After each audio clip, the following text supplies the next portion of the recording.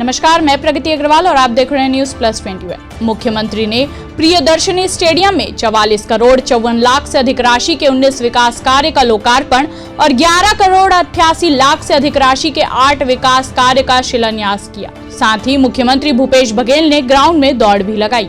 बस्तर में grass root level पर सामुदायिक फुटबॉल को और अधिक लोकप्रिय बनाने के लिए ओडिशा भुवनेश्वर की आउटडोर फुटबॉल अकादमी बस्तर जिला फुटबॉल तथा बस्तर जिला प्रशासन के बीच MOU किया गया। इससे बस्तर के खिलाड़ियों को राष्ट्रीय स्तर के प्रशिक्षक उपलब्ध हो सकेंगे। आज बहुत सारे खेल मैदानों का लोकार्पण किया गया, जिसमें इंटरनेशनल लेवल का है। यहाँ काफ़ी खेल का आयोजन भी किया जा सकता है। दूसरा हॉकी का भी, फुटबॉल का भी और साथ ही बास्केटबॉल भी, इंडोर गेम सब